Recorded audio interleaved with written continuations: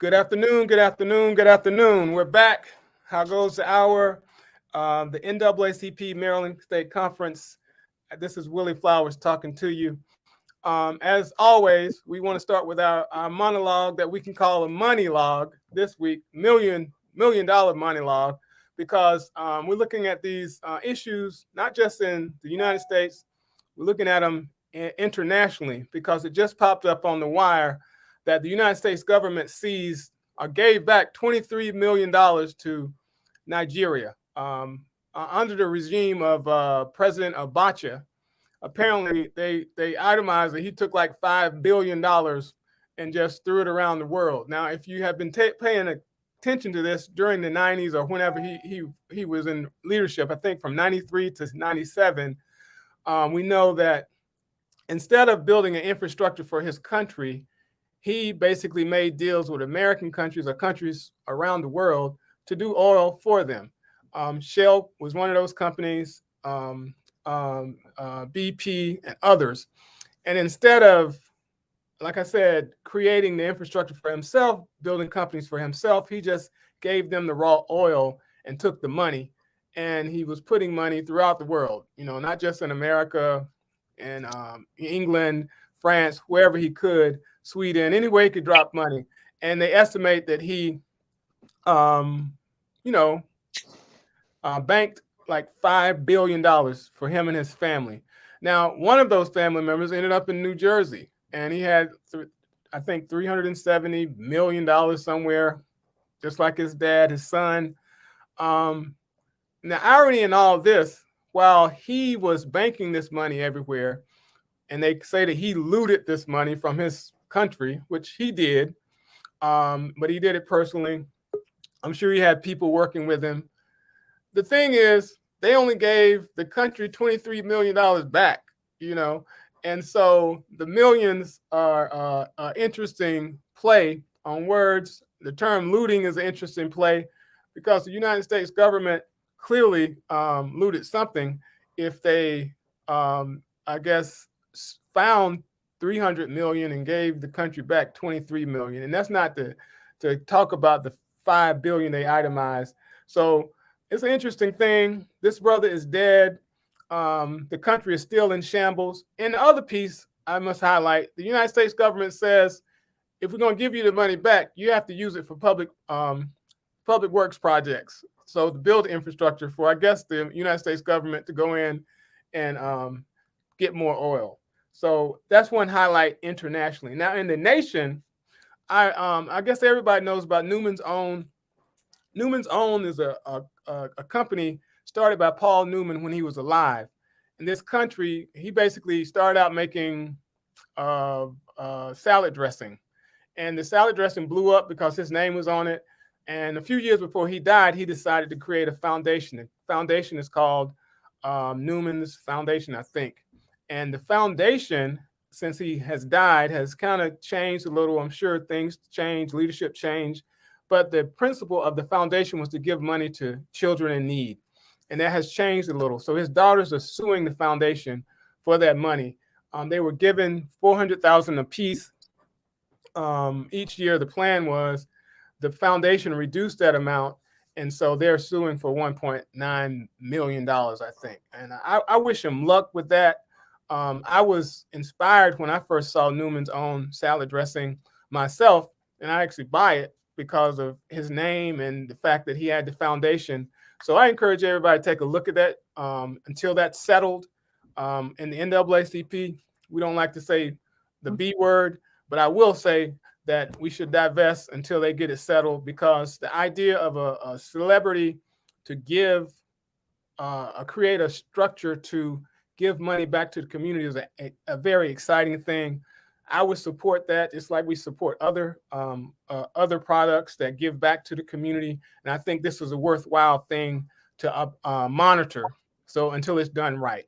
So look out for Newman's Own until it's rectified.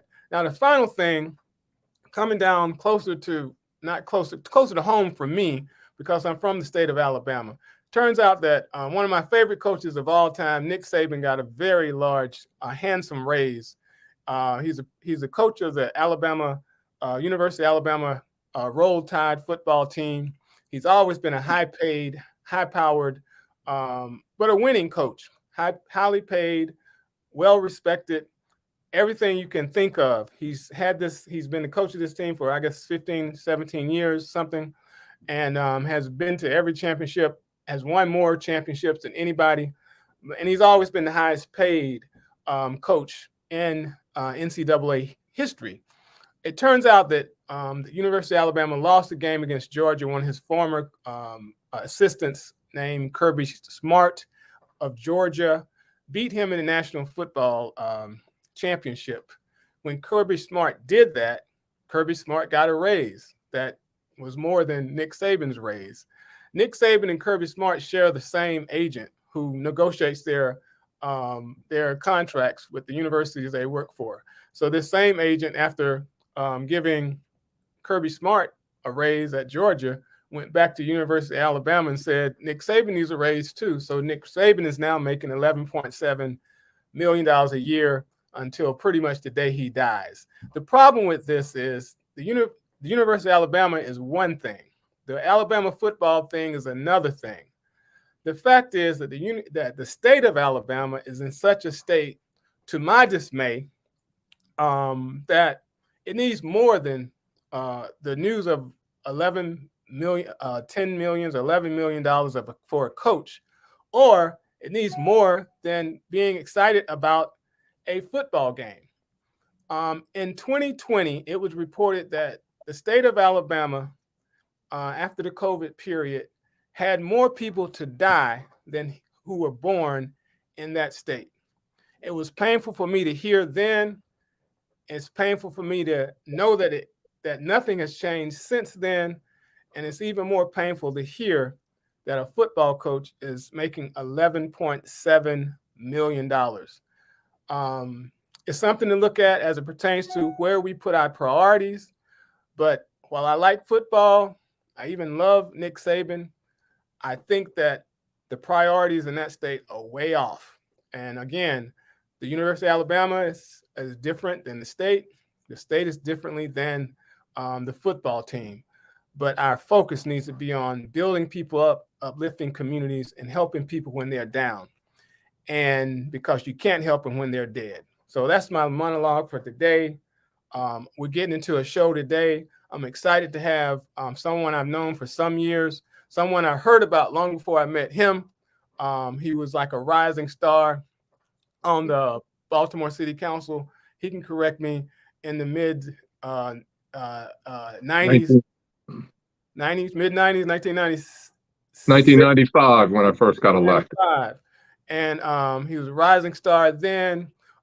What I didn't know, because I wasn't from Maryland or Baltimore City, what I didn't know that his family legacy went way farther back than 1995.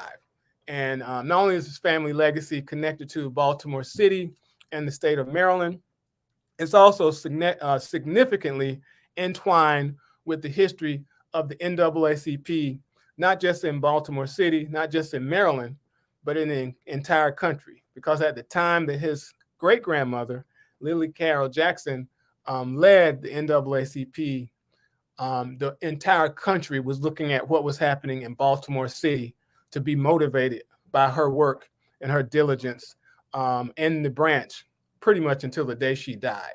So I want to introduce everybody, or go to say, present to some and introduce to others, council member, former delegate, and former chief of staff for the governor, Kiefer Jackson Mitchell. How you doing, Brother Mitchell? Good afternoon, Mr. Flowers. It's great to be here. It's always good to see you, and it's always good to be part of the NAACP. And going back, you mentioned members of my family and everything like that. So I'm looking forward to the discussion. Well, the discussion starts with you, man. I first of all, I'm very proud. We can get into it, but I'm very proud that in all things that you have always been, because I'm not from Maryland, I want to emphasize that. And I've done campaigns, I've done political work, I've done something in areas. And the thing that you remember particularly when you're considered an outsider, and you know how Baltimore is, you remember the people who didn't treat you like an outsider.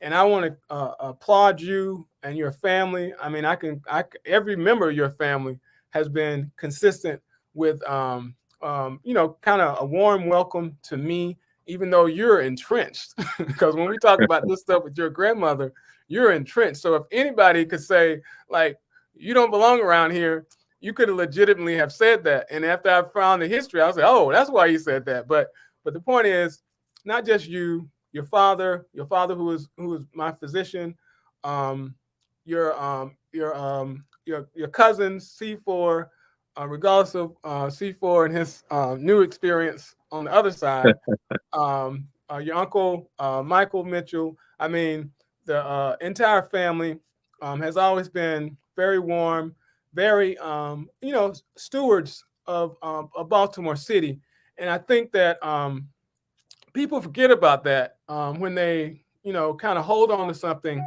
The reality is that Baltimore City and Maryland, for that matter, is something that you should share. If you know the history of it, you want people to not only be brought in so they can understand the rich history of Maryland, but you want them to contribute to it and preserve it. So I want to applaud you and your family for every experience I've had. Has been very positive. And the one thing I know about your uncle Michael Mitchell is that anytime I want to talk about civil rights, he knows. Not only was he knows about it, he was there. You know what I'm saying? He was there, and he has all the archives. And not He's the only that, he historian. knows every civil rights song there is. Exactly. I met a young lady once who told me she went on a cross country trip with him and his daughter and her, and said he sang every civil rights song every stop they made. And he basically knows the Methodist hymnal. Exactly. So and let's start there Well, I'll because be remiss before I start. How you and I met years ago was through your lovely wife, Kim, who, in my opinion, was the best Rex and Parks director for Baltimore City. Thank you. And she is sorely missed in the city. She was young, talented, and then you had to come in and sweep her out, and Well, that's what happened with that was the downfall of Baltimore City Rec and Parks after you came into man, the don't say picture. that.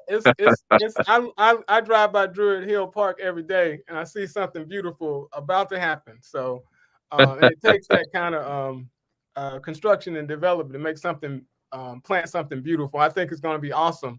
Whatever they're doing there, it's taking a while, but it's going to be awesome. Exactly. But you mentioned the United Methodists. Now, from my notes, your grandmother, and this is Dr. Lily, she got a lot of names. She was born into a Methodist family, correct? Correct. She was born right in what is now Seton Hill, right off of Druid Hill Avenue. I believe it was like St. Mary's Street, where she was born. And when she was born, she had several sisters and brothers. In fact, two of her siblings died of the fever way back then, of the carols. But you mentioned her work in the NAACP. We got to go back to, in terms of the courage that it took for her and others to be members of the NAACP. She was the leader in NAACP for over 35 years at a time when it was not popular or sort of dangerous, particularly for African American women, to lead organizations like that. And we're talking in the 30s and 40s, when African American women, or women for all that matter, were supposed to stay home, cook, clean, and raise children. But she organized the Baltimore City branch and also the Maryland branch, and did a phenomenal job in terms of putting in the forefront all of the things that needed to be done to bring equality and civil rights, not just to the state, but also to the country. Now, the significance of that, because that takes confidence, courage. It takes some sense that I might die, but it's going to be worth it. Um, we discussed earlier that her lineage comes from the first Carols in this state, It correct? goes all the way back. I don't have I can't remember the exact lineage or the line of order, but she is a descendant of Charles Carroll of Carrollton. That's one of the signers of the Declaration of Independence, who had a plantation on Dorrigan Manor in Montgomery County. And as a kid, my grandmother, Juanita Mitchell, would drive us out there just to see where this plantation was for Charles Carrollton, and say that our roots sort of started right there on my great grandmother, Dr. Lily Carroll Jackson's side of the family. That's amazing. And the reason I bring that up is that to understand where you literally come from gives you confidence to do these types of things. So she comes from you mentioned earlier that it wasn't common for women to do that, but to have that as your backup plan, it Right. seems that she was, had the confidence that required to not just organize, but also to, organize other people to see the value of her input. Right. And she was organizing protests and picket lines in the 40s. You go back to here in Baltimore, the Buy Where You Can Work campaign. And essentially, she organized the NAACP to protest these shops and grocery stores where if you couldn't work there as an African American, you shouldn't be putting your money in there to buy their products. And they had these protests that was very effective, where the stores started to open up to African Americans because, the power of the purse in terms of economics for these stores. They realize, the African American community collectively has a lot of power as it comes to economics in terms of putting their money in certain areas of the economy. And that was a very effective protest that she had back then that really got her name out there, organizing the churches and things like that to get folks to start picketing and boycotting it. So, and this was before the Montgomery bus boycott or anything like that you read in the history books. This wasn't a protest that was very effective, that dealt with the economics of Baltimore and of the business community. Right. And I think that that's kind of where you had to hit them, right? Because if you start taking that money, influencing money, whether you're being conservative with your money or you're are blocking somebody else's, that's when people Correct. start listening to you. And Correct. it's very significant to me that she did that as a first step, as opposed to the marches and all that kind of stuff, because every tactic has its purpose. But if you hit them in the pocket, people are gonna start squealing. Right. So And she was a very shrewd businesswoman. She believed in owning property. That was what she was known for. So, back then you go to these auctions, as an African American, you couldn't buy real estate in certain neighborhoods. So what she would do, she befriended some white folks who were business folks, that she would give them the money and they would go and bid on the properties on her behalf. And so she was able to amass these properties throughout Baltimore, particularly West Baltimore. And that's how she sustained raising her family. And that is, providing rental units to folks and collecting the rent. And that was the income. And that is how she was able to put all four of her children through college. that's amazing. And what she did not believe in her children going to a segregated school. So all four of her children went out of state for college. My grandmother, for instance, went to the University of Pennsylvania and graduated at a very young age.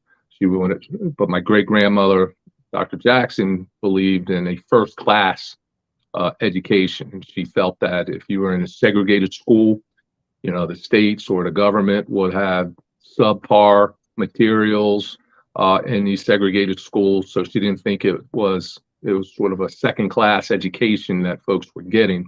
But she said she believed that you get a first class education, and that's what she was fighting for, to make sure her children had the top education, to come back to make sure that all of our schools were opened up for people of all colors and all races to have a first class education.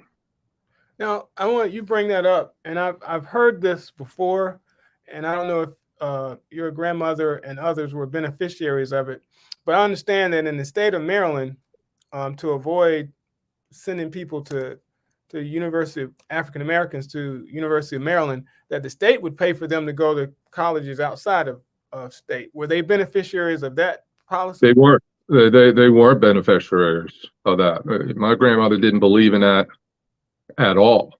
The example that you bring up that I don't want to bring up with that issue is Thurgood Marshall. Thurgood Marshall was trying to integrate the University of Maryland Law School, and they said, or actually not, it was Marshall that led the case, but it was Donald Gaines Murray, the first African American to gain admittance to the University of Maryland Law School. At that time was the only law school in the state, but they said that, well, we don't have a law school for African Americans. Princess Anne Academy back then was the other traditionally African American school. They didn't have a law school. So the state had offered to pay, actually the governor had actually offered to pay through the state for Donald Gaines Murray to go to a law school out of the state. And that's where you have the Donald Gaines Murray case that Thurgood Marshall NAACP Legal Defense Fund came in and argued and won to allow Donald Gaines Murray to become the first African American to attend the University of Maryland Law School. And that's interesting perspective too, because Justice Thurgood Marshall couldn't get in, so he goes to Howard and meets Charles Hamilton Houston. And so exactly. The question is, would we have had Thurgood Marshall had he gone to Maryland? So it's kind of a blessing for the world. Exactly. the list of ironies about the way we do this, and you have to accept it in the civil rights movement that maybe God wanted it that way. So exactly. Now, so there's Dr. Lily Carroll Jackson, and the name Jackson comes from Mississippi, correct? Correct. That was my great grandfather who, my father and I are named for. His name was Kiefer Albert Jackson. He was from Carrollton, Mississippi. Ironically. Exactly. Coincidentally. He was from Carrollton, Mississippi, and how he earned his money was through the motion picture. He believed that he would go around the country to film back then all the great works that African Americans were doing in terms of business and recreation and in the social scenes. But he would go around and film them, and then he would travel around the country and go into the churches to show African Americans that, this is what's happening around the country. This is the success that African Americans were doing. So he was very successful in his motion pictures. And he met my great grandmother, Lily, while she was singing in the church at Sharp Street United Methodist. She was singing in the church. And the story is that he fell in love with her voice and then said that he wanted to get to know her and marry her. And so they had this long courtship and they were married. And when I talk about the properties that my great grandmother had, he still did the motion pictures, but he was also sort of like the superintendent of the properties. He would go around and fix them up, fix the roofs, fix windows and things like that. So he was sort of the super of the property. So it was a dynamic, a really fascinating partnership that they had. And he was he was fair his skin was very fair. He could easily pass as a white person, but he always identified himself as African American. And sometimes people within the NAACP would ask my great grandmother, why are you bringing this white man to the meetings and everything and stuff like that. So the I guess at the core of this, and it's since this consistent with independence, is that they didn't have to worry about what where their money was coming from because they had their own. Right. They just they knew, they instilled, they believed in the fact that you get an education and you make something of yourself, but they believe not just in civil rights, but they also believe in economics, and that when you control with the economics and the education, you control your own destiny, and that's what they thoroughly believed in. Now, at the same time, all of this was going on, and I kind of detailed that the foundation. I just knew about the foundation of the Maryland State Conference that she founded. Was in 1946, which is an interesting time for that because that's after World War II, and that's where it jumped off. And now in all of my notes, and I've had to look at them from Howard County and other places, is that it wasn't, it was her or your grandmother who started founding branches in the state. It was my great grandmother that started doing the foundation of going to the counties and starting the foundation of the branches. But my grandmother, her daughter, who is Juanita Mitchell, started going around organizing in these branches around the state. And she was a lawyer, a constitutional civil rights lawyer. So she was sort of like the counsel of the NAACP. There are some letters that I think my Uncle Michael has between my great grandmother and my grandmother and Thurgood Marshall and Charles Hamilton Houston, all talking about how they were trying to organize these branches, not just in Maryland, but around the country. It's really fascinating in terms of, the lawyers like Thurgood Marshall and Charles Hamilton Houston, sending letters or invoices to the Maryland branch saying, hey, you owe us some money for, this branch and that branch. You are late on this payment and everything like that. But it's fascinating in terms of the buildup of the NAACP. And, you, Willie, being the head of the NAACP, of Maryland, this is the historic NAACP branch. The Maryland branch, because that's where all the other branches around the country sort of looked at Maryland as sort of the model of how to organize and get things done.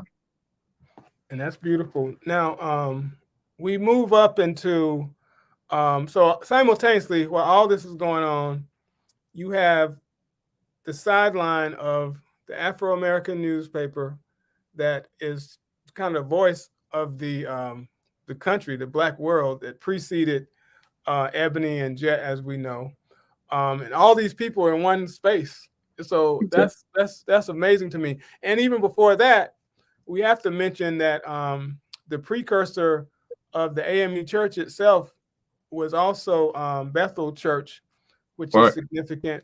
And then you have you mentioned earlier St. Francis, Seton Hill.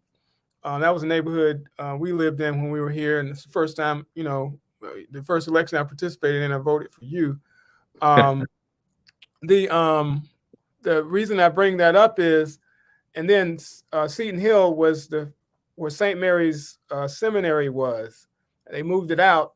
They say they left the and they left the bodies because it was a cemetery there.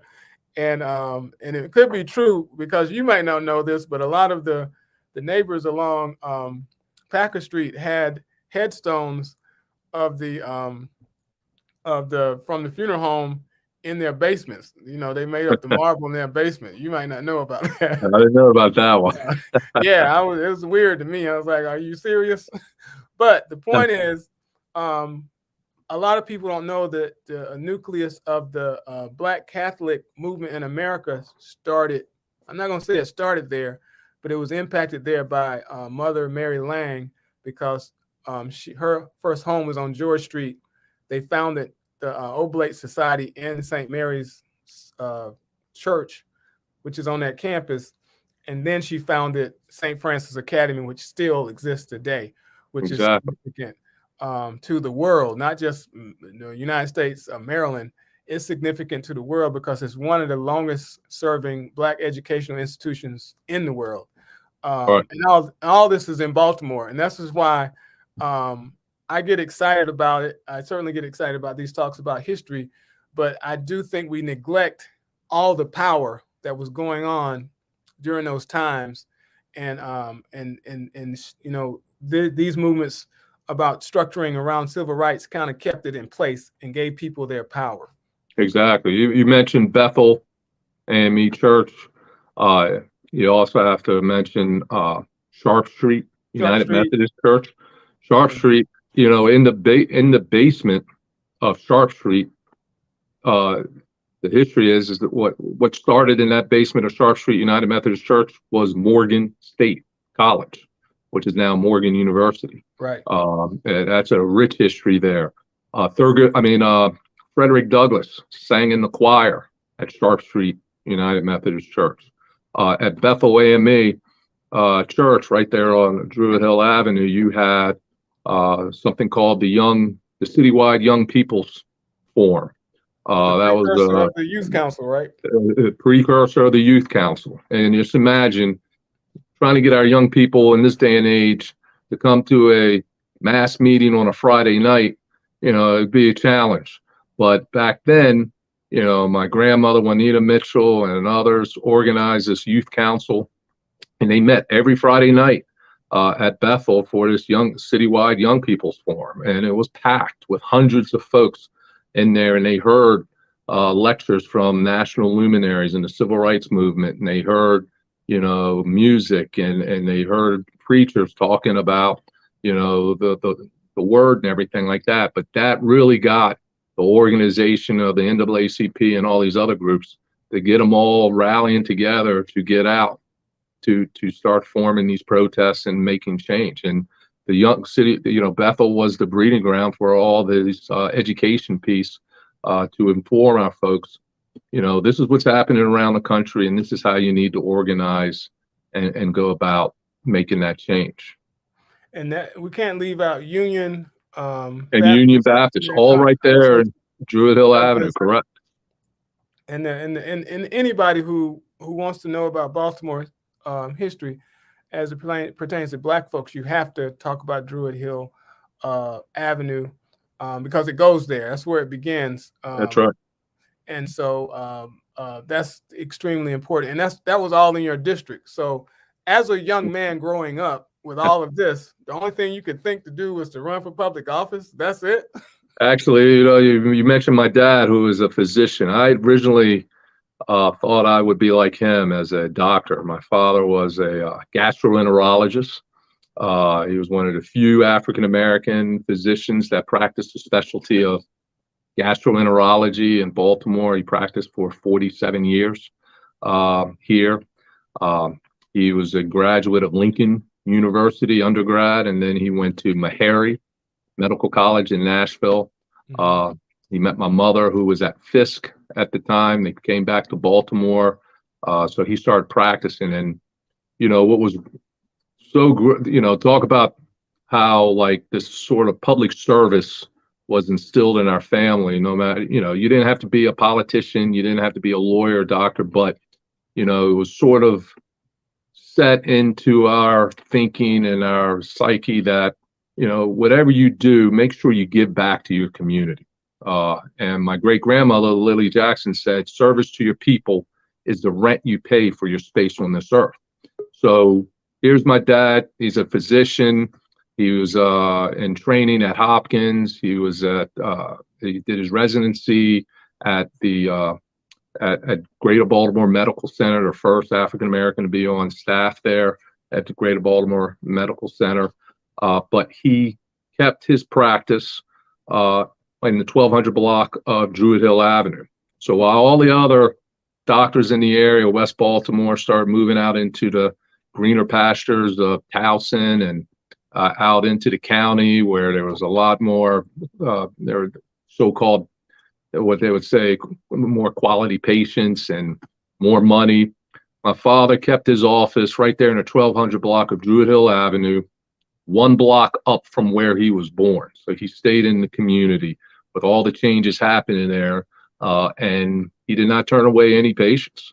When somebody just walked in his door, I know, I remember as a kid sitting in his office and someone walked in with a stab wound. There was a big fight outside and walked in. And here's my father, a specialist in gastroenterology, looking out for this person who came in with the stab wound and everything like that. So he was basically a pillar of the community, but that's an example of, just staying within your community. And he always believed if you give back to your community, it will come back tenfold.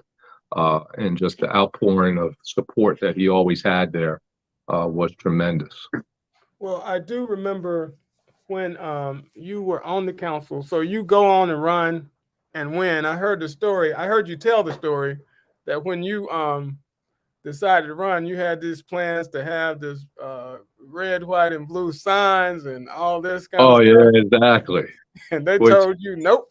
They said no. So, with my other uncles, Clarence and Michael, the Mitchell campaign colors were Dayglow orange and black, not regular orange. The background on the orange? It was a background orange with black letters, and you had these campaign signs. And I said, well, I'm jumping out. I'm new. I'm 28. I'm going to run for city council. And I brought back the proof of the signs and the bumper stickers. They looked at me like I had lost my mind. I remember my Uncle Clarence ripping up the proof and saying, you did the Dayglow orange and black. And I said, well, I'm trying to do what I want to do. And they insisted that you use that Dayglow orange and black. And they were right. Those were, there's a certain brand of campaign signs. It's like an advertising that people recognize.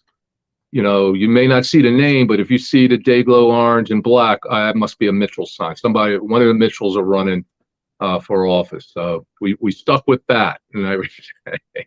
And so you got elected 2 times, and now the one thing. So I got elected in '95 on a city council, and I served 3 terms representing back then the 4th district in Baltimore.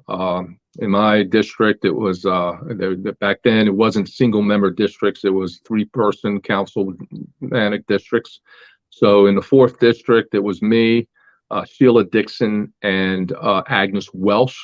And so we were a great team working together, and it was a lot of, I would say it was a lot rewarding because we're able to, the districts were bigger, extended all the way out into Winans Way, and also in terms of Winans Way, Edmondson Village, and then snuck all the way down into downtown Baltimore, where the University of Maryland Medical Systems is, and then all the way up into Druid Hill Park, and also the other piece of Druid Hill Park and Hamden. So we were able to tag team a large district, and so I served 12 years on the Baltimore City Council. And then in 2007, I decided I had enough. I sort of like hit that ceiling in the city council, and I decided to take a shot, and it was either up or out, and I ran for mayor. I was not successful, but the mayor's campaign really got me to see the entire city instead of just my councilmanic district. And I saw all the different issues happening in our city, and didn't realize back then how big our city is. Even though people say, well, Baltimore is a small town, the issues and the diversity is just incredible as you go around different neighborhoods and talk to folks.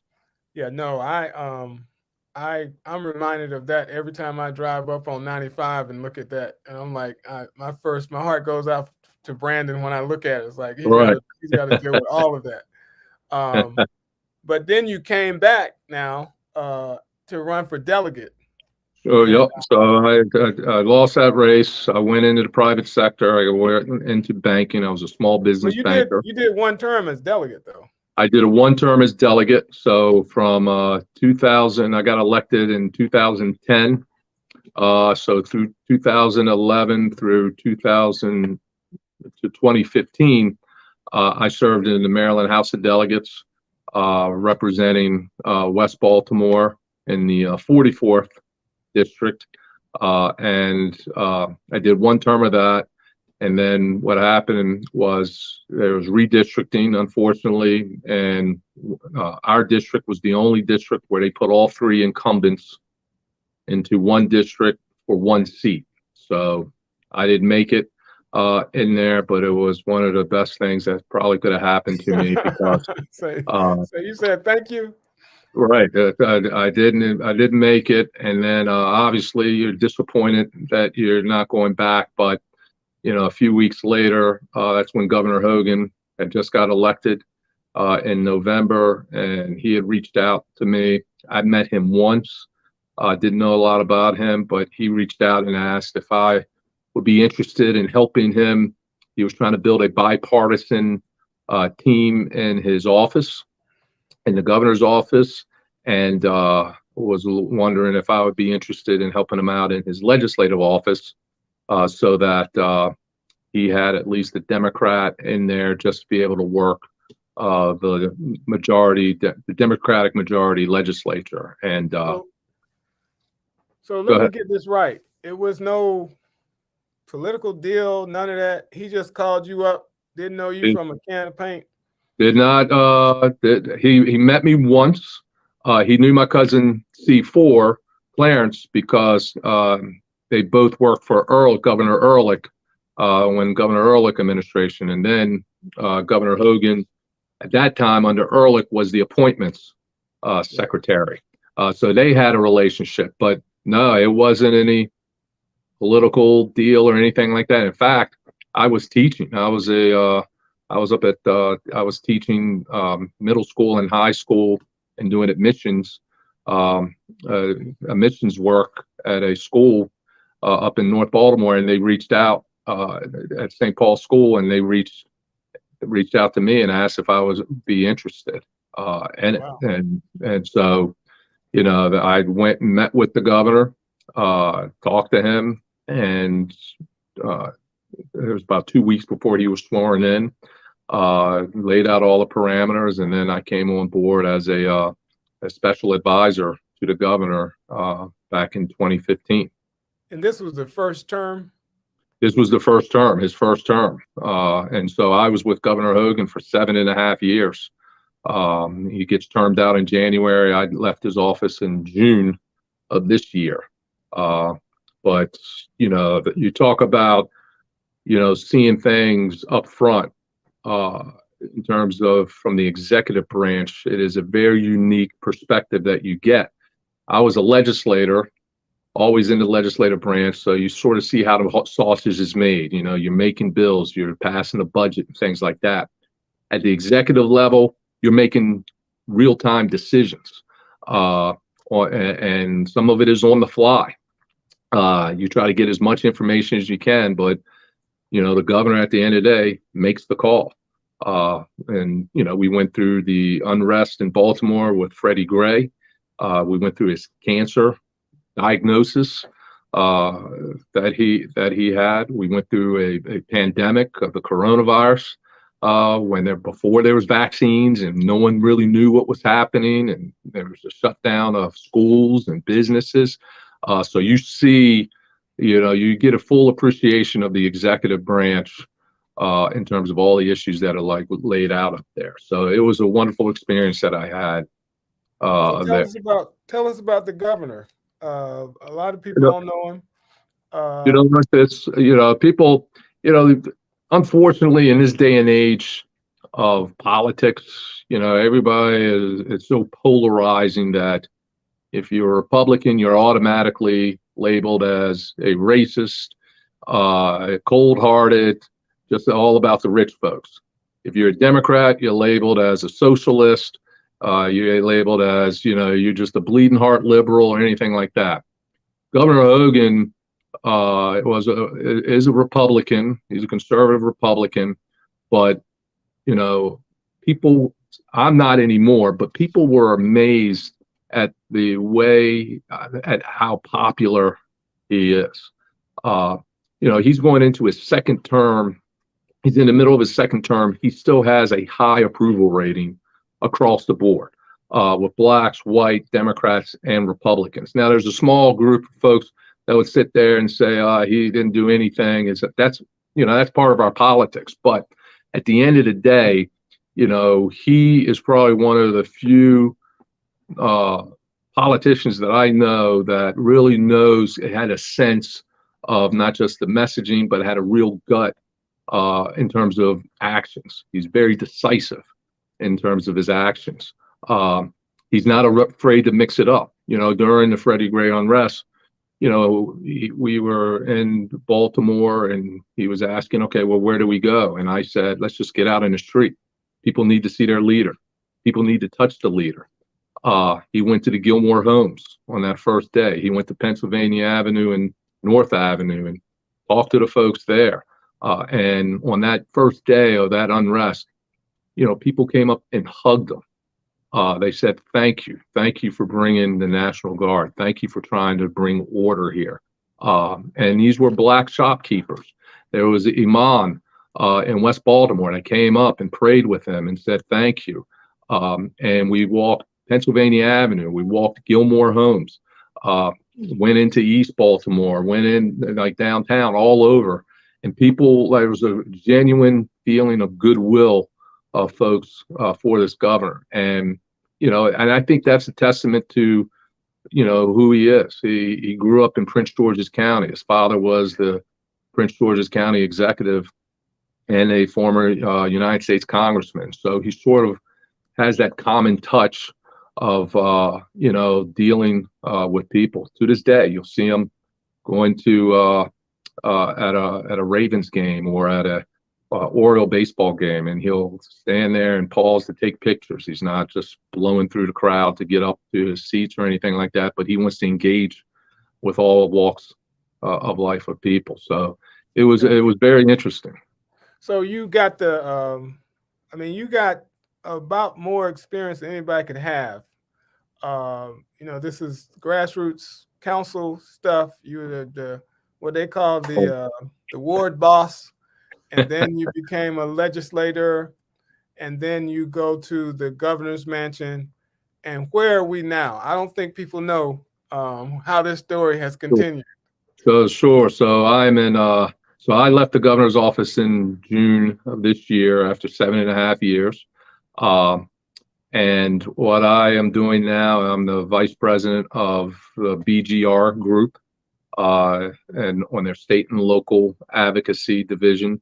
The BGR group is a lobbying firm based in Washington, D.C., with offices in London and in Austin, Texas. The BGR group was founded by the former governor of Mississippi, Haley Barbour.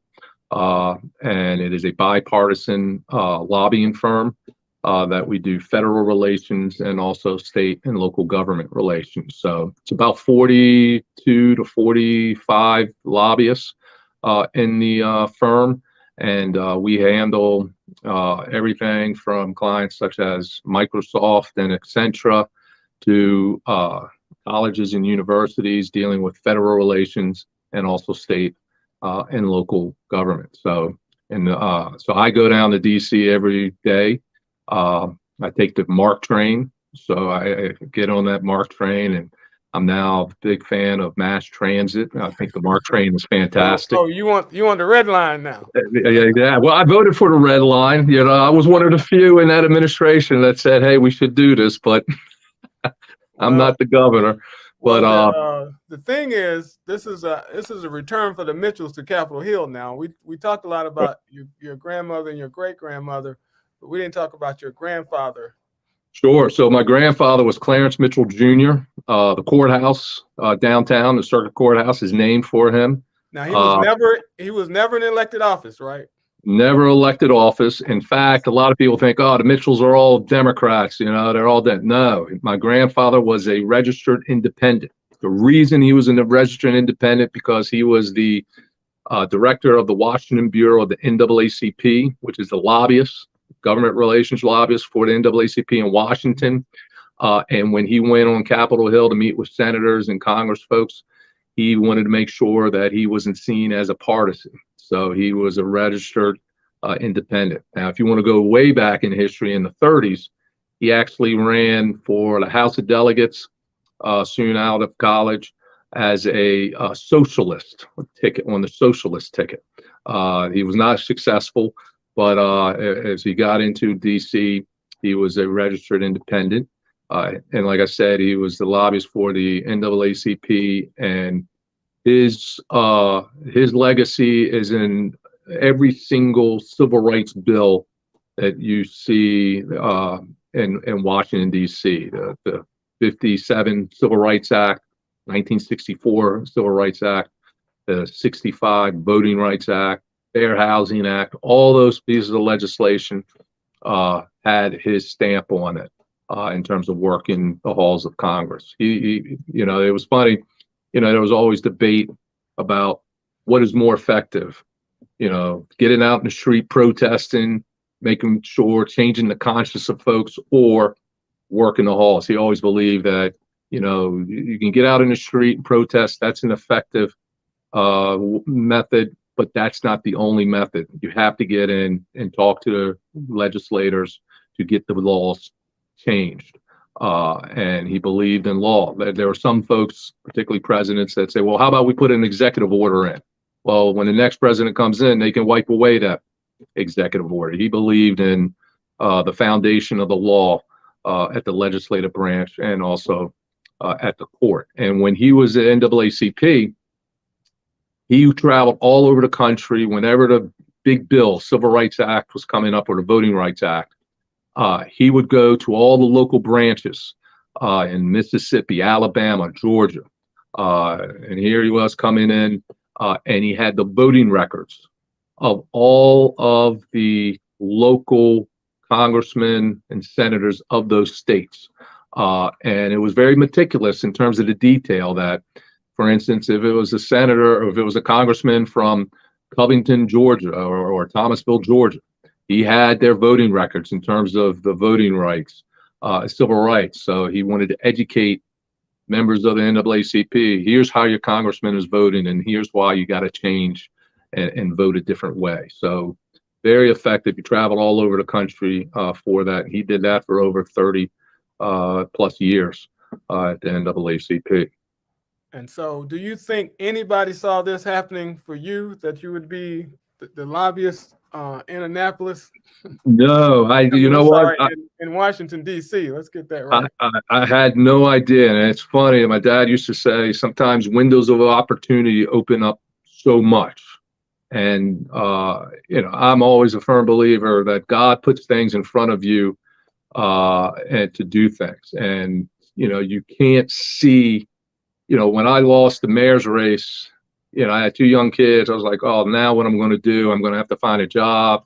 I swore off politics. I'm not doing this again. I had enough.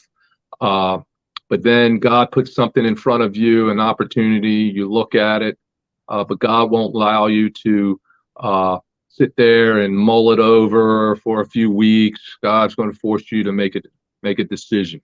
And never in my wildest dreams would I have thought that I would be sitting in the governor's office at the State House as his chief legislative officer, nor as his acting chief of staff at one point for a Republican governor. And a lot of people thought like, oh, well, Kiefer's a Republican. No, I'm still a Democrat. Been a Democrat since 1986.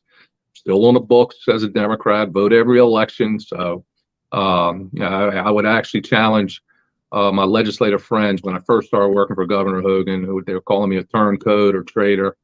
I said, go check my voting record. I'm still a Democrat, and I still donate to your campaign, so I can't be that bad. You still cash my check for your donation. They'll take all your checks now. Exactly. Well, man, it's been fun. I I want to again congratulate you. Like I said, I don't think there's not probably another person who has the wealth of experience that you have just put on display in this interview in a lifetime. Some people Right. don't, they don't do but one thing good. But the But reality is that you have made it happen at every level, and it's very exciting to know that you're going to continue it in some way.